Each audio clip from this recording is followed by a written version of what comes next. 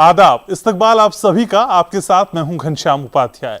दुनिया भर के सोशियो पॉलिटिकल और इकोनॉमिक इश्यूज पर खास कार्यक्रम लेकर दुनिया मेरे आगे। हमारे इस खास पेशकश में आज हम श्रीलंका क्राइसिस और भारत के सरोकार की बात करेंगे। श्रीलंका में इन दिनों गहरा इकोनॉमिक क्राइसिस है और इसी दौर से श्रीलंका गुजर रहा है। वहां हर पल हालात बदल रहे हैं। आम लोगों का प्रोटेस्ट थमने का नाम नहीं ले रहा है, जिसकी वजह से वहां पे पॉलिटिकल इनस्टेबिलिटी की सूरत हाल पैदा हो गई है। जाहिर है किसी भी मुल्क में ऐसे हालात पैदा होते हैं तो उसका असर पूरी दुनिया पर पड़ता है। सबसे ज्यादा असर पड़ोस के मुल्कों पर पड़ता है। श्रीलंका हमारा पड़ोसी मुल्क है, इस लिहाज से ऐसे हालात में हमारे क्या सरोकार है श्रीलंका क्राइसिस से, इसी को समझने के लिए हमने अपने स्टूडियो में बुलाया है खास मेहमानों को। खास पैनल, 3 खास मेहमान मेरे साथ जुड़ रहे हैं। मेरे साथ जुड़े former ministry of external affairs के former secretary ambassador Pinak Ranjan साहब। शुक्रिया सर आने के लिए, समय निकालने के लिए। जवाहरलाल नेहरू यूनिवर्सिटी के स्कूल ऑफ इंटरनेशनल स्टडीज में प्रोफेसर संजय भारद्वाज और MPIDSA में एसोसिएट फेलो स्मृति एस पटनायक चर्चा का हिस्सा है। आप तीनों का ही हमारे प्रोग्राम में बहुत बहुत स्वागत। Welcome to our studio. Smriti ma'am, Sri Lanka crisis को देखते हुए कई इस तरह की रिपोर्ट्स भी आई कि आयात बिल को घटाने की ओर हमको भी प्रयास करने होंगे। तो अगर आयात बिल को घटाने की कोशिश करनी होगी मैम, तो क्या सरकार के साथ उसमें आम लोगों की भागीदारी भी सुनिश्चित करनी होगी? आम लोगों की भागीदारी को आप कैसे देखती हैं मैम?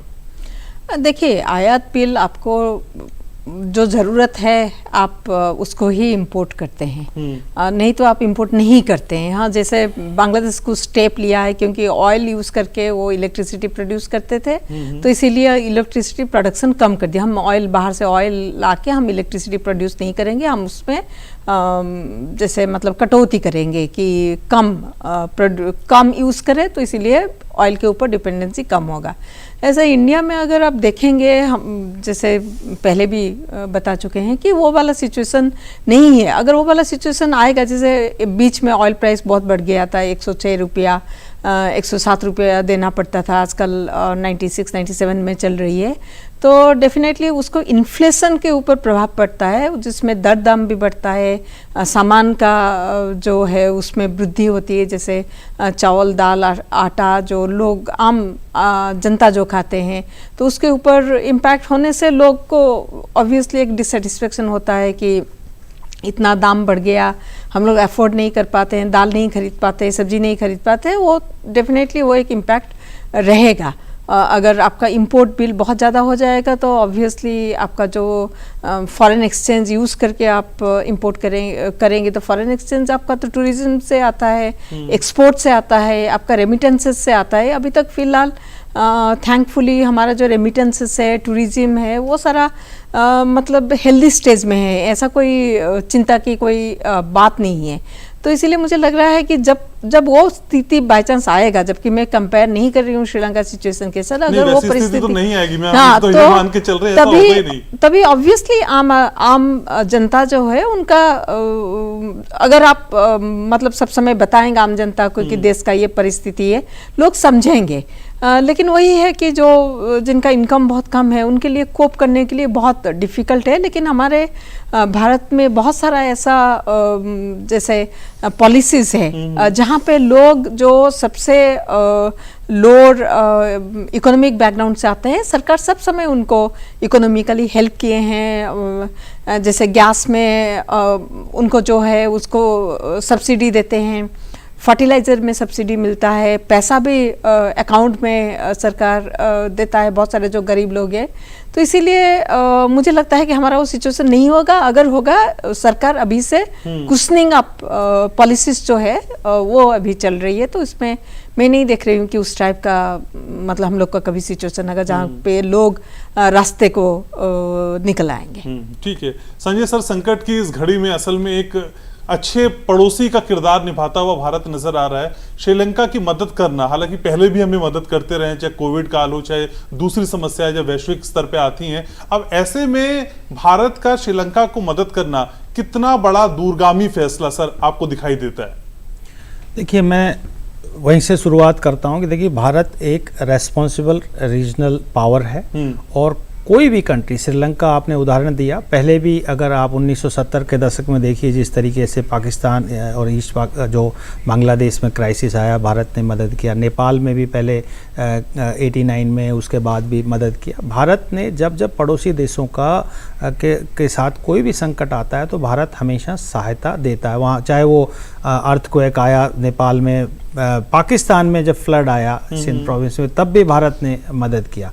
तो भारत हमेशा अपनी चाहे वो नॉन रेसिप्रोसिटी की पॉलिसी हो, गुजराल डॉक्ट्रिन की, या आप जेनरसिटी की पॉलिसी हो, या अभी नेबरहुड फर्स्ट पॉलिसी जो है, उसके माध्यम से आप नेबर्स को हमेशा प्रायोरिटी देते हैं। उसका महत्वपूर्ण कारण क्या है कि हमारा जो कॉमन राजनीतिक, आर्थिक और रणनीतिक इंटरेस्ट है, हित जुड़ा हुआ है और उसके स्पिल ओवर इम्पैक्ट है। अगर कोई किसी भी पड़ोसी देश में अस्थिरता आती है, चाहे आर्थिक अस्थिरता आती है, राजनीतिक अस्थिरता आती है, या कोई एक्स्ट्रा रीजनल पावर्स अगर पड़ोसी देशों में अपनी प्रेजेंस बढ़ाता है, तो भारत के लिए चिंता का विषय बढ़ता है। उसका चाहे रिफ्यूजी के संदर्भ में देखो, या बाकी जो एक्सट्रीमिस्ट एक्टिविटीज़, चाहे वो मालदीव में या पाकिस्तान में या इस तरीके की एक्टिविटीज़ होती है, तो भारत के लिए एक कंसर्न है, क्योंकि भारत एक मल्टी कल्चरल कम्युनिटी है, एक लार्जेस्ट फंक्शनल डेमोक्रेसी है, इंक्लूसिव सोसाइटी है। तो भारत सतर्क है कि पड़ोसी देशों में इस तरीके की कोई भी अनप्लेजेंट इंसिडेंट ना हो जो भारत और उस पर्टिकुलर राष्ट्र के लिए घातक हो। तो श्रीलंका में जिस तरीके का डेवलपमेंट पिछले कुछ वर्षों से हुआ, भारत हमेशा उसके लिए आवाज़ उठाता रहा है। और उसमें 1980 के दशक में, 1987 में एक अकॉर्ड हुआ था, श्रीलंका पीस अकॉर्ड। उसमें जो ऑटोनॉमी की बात कही गई थी, प्रोविंशियल ऑटोनॉमी की बात कही गई थी, वो आज तक श्रीलंका की सरकार ने लागू नहीं किया है। जो जाफना और नॉर्दर्न प्रोविंस को एक ऑटोनॉमस स्टेटस, बाकी को देना, ज़्यादा पावर देना, वो आज तक लागू नहीं किया। और नियमित रूप से वहाँ पे ह्यूमन राइट्स का वायलेशन रहा, और जो माइनॉरिटी कम्युनिटीज़ है उसके राइट्स का कोई ख्याल नहीं रखा गया। दूसरा, अंतर्राष्ट्रीय कम्युनिटी ने भी कोशिश की, नॉर्वेजियन मीडिएशन जब आया उसको भी नज़रअंदाज किया, और इन्होंने शक्ति के दम पे, बल पर उस सारी जो मांगे थी जो माइनॉरिटी कम्युनिटीज़ की, उसको दबाने का प्रयास किया। भारत इसके लिए हमेशा आवाज़ उठाता रहा, क्योंकि रणनीतिक हमारे हित भी जुड़े हुए हैं, आर्थिक हित भी जुड़े हुए हैं। वहाँ कितना हमने डेवलपमेंट श्रीलंका में किया, कोलंबो पोर्ट भारत ने डेवलप किया, जाफना से श्रीलंका के बीच में रेल कनेक्टिविटी में भारत ने फंड किया, लगभग 60,000 हाउस हम जाफना प्रोविंस में बना रहे हैं। बाकी जो ईस्ट जो कोस्ट तिरुकोमाली में हम पोर्ट बना रहे हैं।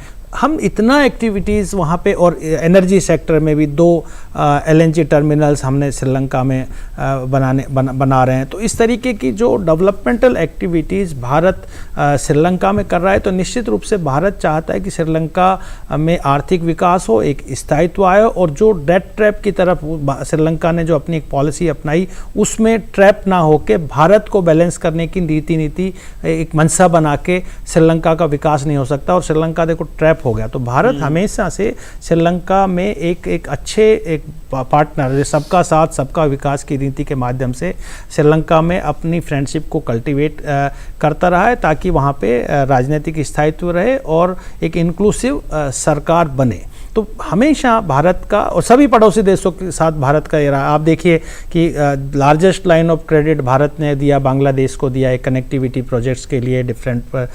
नेपाल में भी हमने लाइन ऑफ क्रेडिट्स को एक्सटेंड किया। तो सभी देशों के साथ में हमारा एक पॉजिटिव रहता है, एक कंस्ट्रक्टिव यूनिलेटरलिज्म हमने डेवलप किया, और जहाँ जहाँ जरूरत हो रही वहाँ मल्टीलेटरलिज्म की तरफ भी बढ़ रहे हैं। BBIN का प्रोजेक्ट है, या बिम्स्टेक में श्रीलंका भी है, नेपाल भी है, भूटान भी है। तो मल्टीलेटरल इंस्टीट्यूशंस के माध्यम से भी हम एंगेज कर रहे हैं कि हम साथ में मिलकर विकास करें, ताकि एक राजनीतिक स्थायित्व आए, और जो चैलेंजेस बाहर से, जो एक्स्ट्रा रीजनल पावर से या बाकी और क्षेत्रों से आ रही है, उसको हम मिलके सामना करके उसको खत्म करें। तो पिनाक सर, इसी बात को थोड़ा सा आगे बढ़ाएं तो हमने देखा सर, जो चीन ने असल बीज बोया श्रीलंका में, वो पेड़ बन गया, और कितना खतरनाक वो पेड़ बनाया, उससे पूरा देश, पूरी दुनिया वाकिफ है। सर, आर्थिक मदद तो भारत कर ही रहा है, लेकिन इसके अलहदा आपको क्या लगता है कि इसी कड़ी में भारत की और भूमिका कितनी बड़ी हो सकती है? भारत द्वारा और कितने प्रयास किए जा सकते हैं, और किस स्तर पे किए जा सकते हैं, जिससे कि दूसरे स्तर पे भी भारत और श्रीलंका के रिश्तों में प्रगाढ़ता आए, एक मजबूती आए? देखिए, भारत की जो दुविधा है कि वो अभी आगे आके उनको एडवाइस देने से वो शायद वो अच्छी तरह से वो न लें उसको, क्योंकि भारत का एडवाइस फिर वहाँ एंटी इंडियन फीलिंग्स अराइज कर जाएंगी।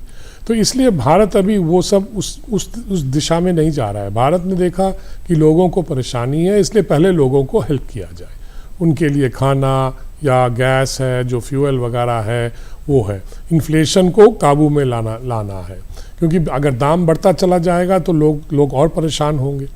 तो इसलिए भारत ने अभी जो रुख अपनाया है, जो पॉलिसी अपनाया है, वो इमीडिएट हेल्प का पॉलिसी है। इसमें आगे क्या होगा क्या नहीं होगा वो तो बैठ के बातचीत करनी पड़ेगी, किस तरह की इकोनॉमिक पॉलिसीज़।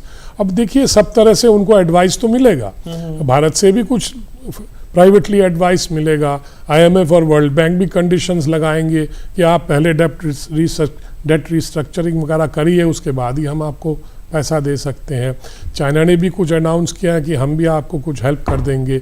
पर जो हो गया है, जो जिस तरह का कमर्शियल लोन्स और चाइना के जो ओपेक जो सिस्टम है, जिस तरह के लोन्स लिए और जिस तरह के प्रोजेक्ट्स उन्होंने बनाए जिसमें से कोई रिटर्न ही नहीं आया, तो नेचुरली डेट बढ़ता चला गया।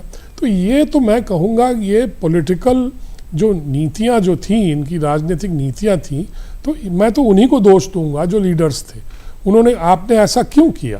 क्योंकि चाइना से इस तरह का लोन लेके हम्बनटोटा में एयरपोर्ट बना दिया जहाँ कोई एयरक्राफ्ट नहीं लैंड करता।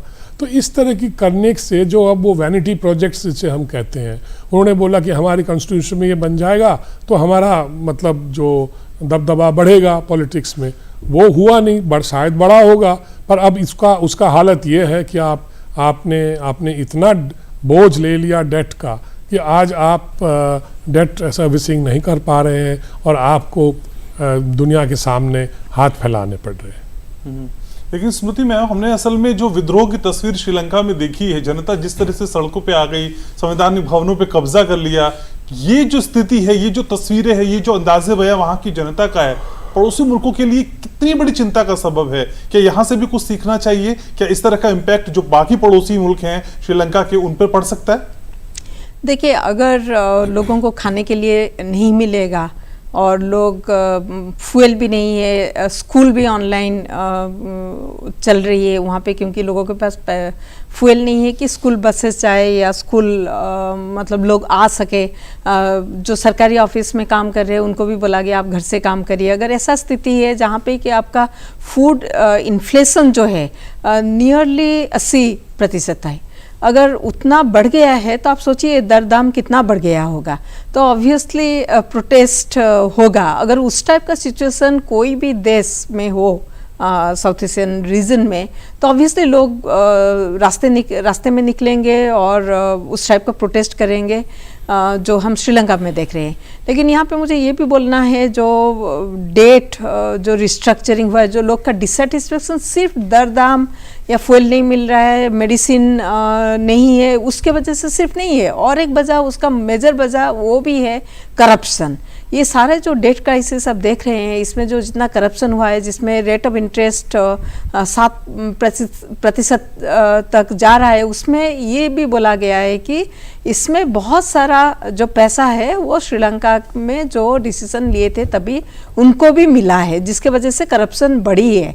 और अगर आप मतलब बीच में और एक भी न्यूज़ आई थी कि बहुत सारा पैसा जो है फॉरेन करेंसी जो राजपक्षे के रिजिम के टाइम में उसको बाहर ले लिए फॉरेन करेंसी, उस टाइप का भी न्यूज़ आ रहा है। तो लोगों को बहुत गुस्सा है कि ये लोग सिर्फ डेवलपमेंट के लिए पैसा नहीं लिए, इसमें बहुत करप्शन है। तो लोगों को इसीलिए बहुत ज़्यादा भी गुस्सा है उसके वजह से। तो ये वाला स्थिति अगर कोई भी देश में होगा, लोग ज़रूर रास्ते में निकलेंगे। संजय सर, अगर इसे थोड़ा सा बड़े पैमाने पे समझने की कोशिश करें और विश्व के लिहाज से समझने की कोशिश करें, तो ये श्रीलंका क्राइसिस कितना खतरनाक दिखाई देता है। सर, रूस और यूक्रेन का जो युद्ध है वो भी पूरा विश्व देख रहा है, वहां पे भी 2 हिस्सों में बंटा हुआ विश्व नजर आता है। अब ऐसे में श्रीलंका का क्राइसिस सर आने वाले समय में क्या बड़ी चिंता की ओर इशारा है? देखिए, आपने बड़े रूप में पूछा है तो मैं बड़े रूप में बताता हूँ। Please, इसका देखिए, सबसे जो आप देखिए कि जो नियो लिबरल आइडियोलॉजी है, नव उदारवाद, वो अपने आप में क्राइसिस है। आज अभी आपने रशिया और यूक्रेन का जिक्र किया, वहाँ इंटरनेशनल इंस्टीट्यूशंस फेल हो गए वहाँ पे पीस लाने में, नेगोशिएट कराने में, डिप्लोमेसी ख़त्म हो गई और युद्ध शुरू हो गया। तो आप मान के चलिए कि जो नियो लिबरल आइडियोलॉजी थी उस पर क्वेश्चन मार्क लग गया। जैसे ही पेंडेमिक फैला तो उसमें नियो लिबरल का जो ग्लोबलाइजेशन का कॉन्सेप्ट था, वहाँ पे स्टेट नेशनलाइजेशन की तरफ बढ़ने लग गए, नेशनल और अपना बॉर्डर को मजबूत करने लग गए और डी ग्लोबलाइजेशन की तरफ एक आवाज़ उठने लगी। खासकर अमेरिकन फर्स्ट की बात है, जो पायनियर थे नियो लिबरलिज्म के या ग्लोबलाइजेशन के, वही डी ग्लोबलाइजेशन की बात करने लग गए।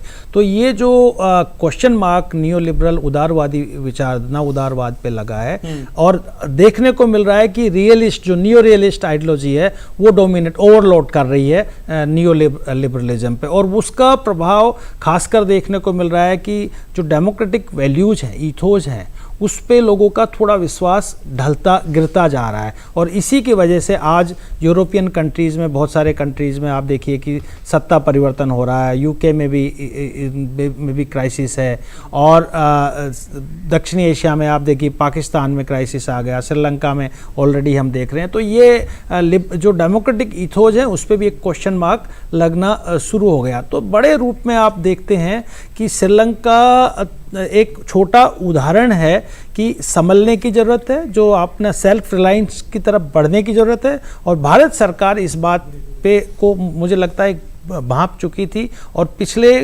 लगभग एक दशक से हम सेल्फ रिलायंस की तरफ बढ़ रहे हैं कि हम अपने भारत को आत्मनिर्भर बनाएं, आत्मनिर्भर आधारित पॉलिसीज, चाहे गांधीयन कॉन्सेप्ट हो, उसको आगे बढ़ाते हुए भारत को एक सेल्फ रिलायंट कंट्री बनाएं। जो डिपेंडेंसीज हैं बाहर के देशों पे, उसको कम किया जाए, चाहे साइंस टेक्नोलॉजी के क्षेत्र में हो या फिर आप एनर्जी के क्षेत्र में हो। हमने एनर्जी ट्रांजिशन की बात की, और जो हमारे पड़ोसी देशों में रिसोर्सेज हैं, खासकर भूटान और नेपाल में, जब मोदी जी नेपाल गए तो उन्होंने कहा कि पहाड़ का पानी और पहाड़ की जवानी बर्बाद नहीं होने देंगे। इसका मतलब ये है कि पहाड़ की जो पानी है उससे हम अपना इलेक्ट्रिसिटी प्रोड्यूस करेंगे और भारत के जो राज्य उसमें बढ़ाएंगे। तो एक हमने जो नीति अपनाई है, वो ऐसी नीति अपनाई है कि हम इन क्राइसिस को भांप के अपने आप को उससे बाहर आए। श्रीलंका के जो आंतरिक एक जो प्रॉब्लम्स थी, और जिस तरीके से बैलेंस ऑफ थ्रेट और बैलेंस ऑफ पावर की जो उन्होंने नीति अपनाई, वो उनको डेट ट्रैप की तरफ और राजनीतिक संकट की तरफ लेती चली गई। एक बहुत बड़ा सबक है सबके लिए, भारत के लिए भी है कि सतर्क रहना चाहिए। और बाकी जो देश हैं जो दक्षिण एशिया के, मुझे चिंता है मालदीव की, क्योंकि मालदीव में जो इन्वेस्टमेंट है उनकी जीडीपी का कई गुना ज़्यादा इन्वेस्टमेंट चाइनीज है। पाकिस्तान में जिस तरीके का डेट ट्रैप और इन्वेस्टमेंट है, वो बहुत बड़ा इन्वेस्टमेंट है, वो एक चिंता का विषय है। नेपाल मुझे लगता है कि कुछ संभलने की कोशिश कर रहा है, क्योंकि नेपाल ने जो एग्रीमेंट साइन किए थे वो बहुत अच्छे एग्रीमेंट्स नहीं थे। एक ही नो एग्रीमेंट MOU किए थे चाइना के साथ, एक ही वाइबल था।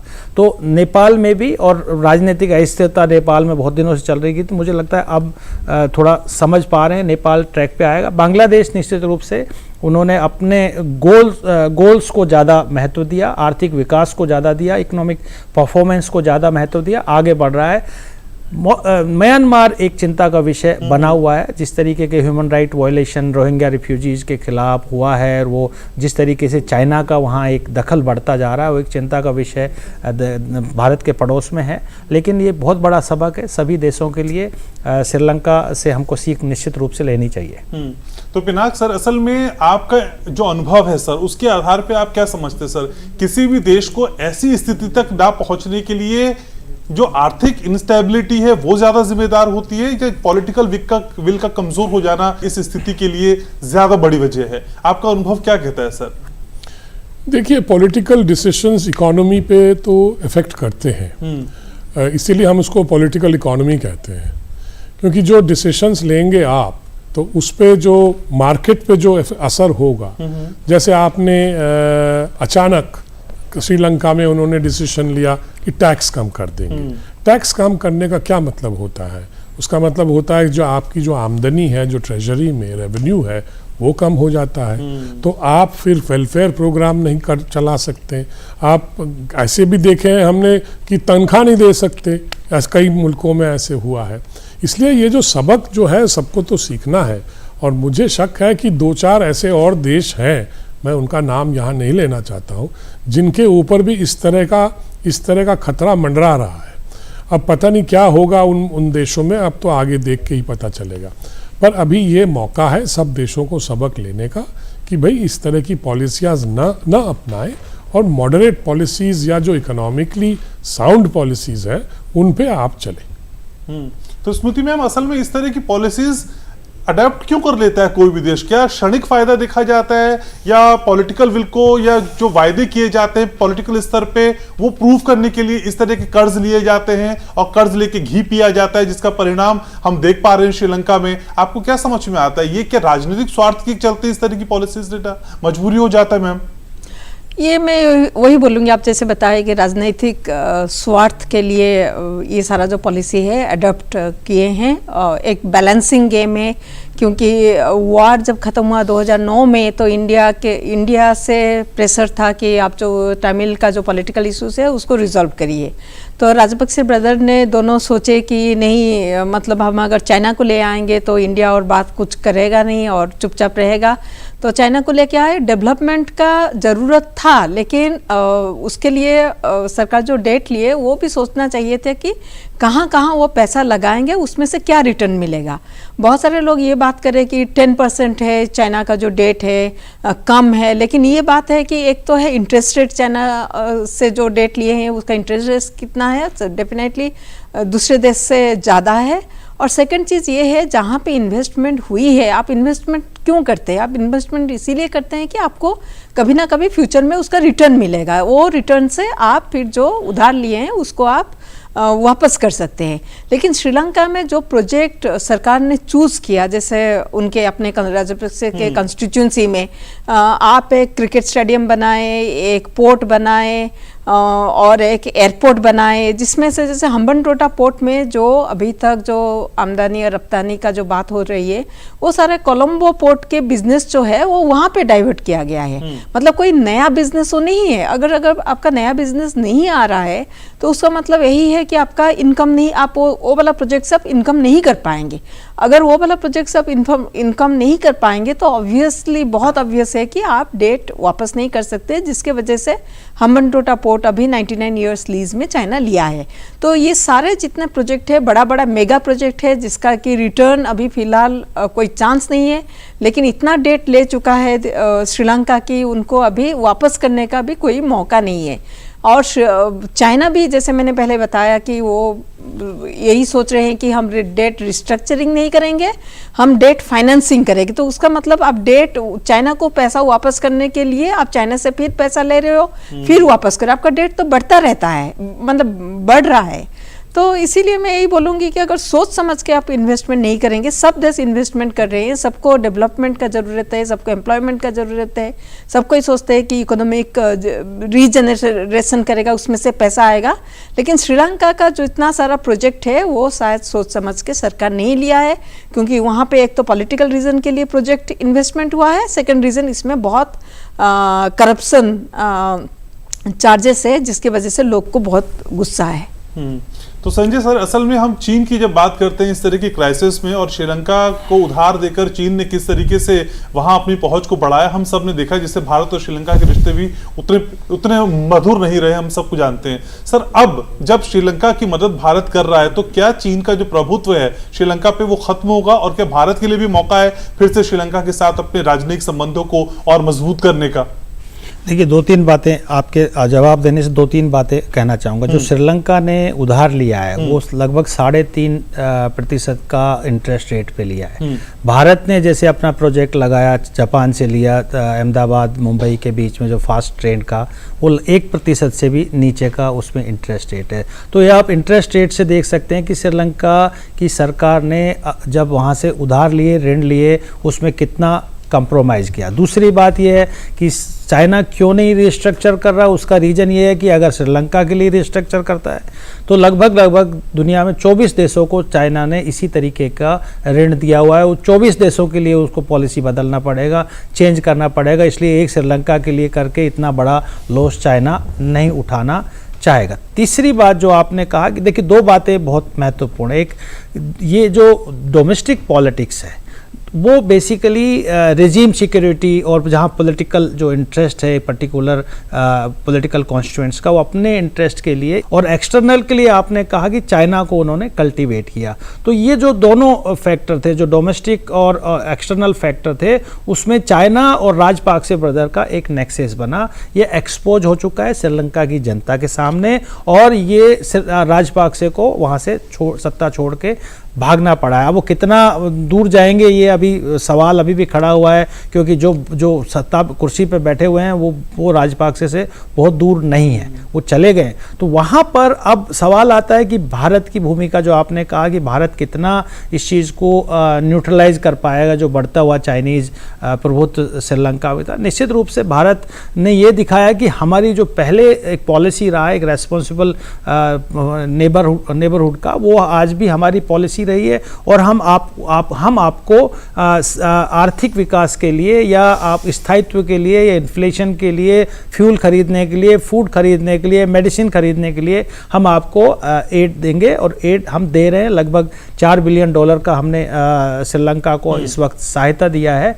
तो भारत निश्चित रूप से वहाँ की जो जनता है, और आप देखिए कि एक रेस्पॉन्सिबल स्टेटमेंट भारत सरकार की तरफ से आया कि हम श्रीलंका की जनता के साथ हैं, जनता के लिए खड़े हुए हैं। तो एक बहुत अच्छा एक डेमोक्रेटिक मैसेज दिया गया है कि हम डेमोक्रेसी के साथ में हैं और जनता के जो सुख दुख है पड़ोसी देशों में उनके साथ में। तो जो राजपाक्से ब्रदर ने एक कॉन्स्टिट्यूएंसी तैयार की थी, वो मुझे लगता है कि कुछ हद तक उस कॉन्स्टिट्यूएंसी को मेल्ट डाउन कर दिया गया। बाकी देशों में भी होता है। केपी ओली ने नेपाल में कोशिश किया, बांग्लादेश में बीएनपी और खालिदा जिया हमेशा ये करती रही है। तो ये एक अच्छा एक अपॉर्चुनिटी भारत के लिए था कि हम आपके साथ में रेस्पॉन्सिबिलिटी के साथ में और सकारात्मक रूप से जुड़े हुए हैं। और इस तरीके के आप राजनीतिक फायदे के लिए सेंटिमेंट्स को आप को एक किसी ऐसी सरकार के को ऐसे व्यक्ति, ऐसी सरकार, ऐसी पार्टी को समर्थन मत दीजिए जो श्रीलंका के लिए भी ठीक नहीं है और क्षेत्रीय सुरक्षा के लिए भी ठीक नहीं है। आप तीनों स्टूडियो में आए, समय निकाला, थैंक यू सो मच आपका स्टूडियो में आने के लिए, समय निकालने के लिए। तो इसी के साथ इस खास पेशकश में फिलहाल इतना ही। हमारा ये प्रोग्राम आपको कैसा लगा, आप अपनी राय हमको दे सकते हैं। इसके लिए हमारी ईमेल आईडी है ddurduspecial@gmail.com। तो इसी के साथ पूरी टीम को दीजिए इजाजत। नमस्कार, आदाब।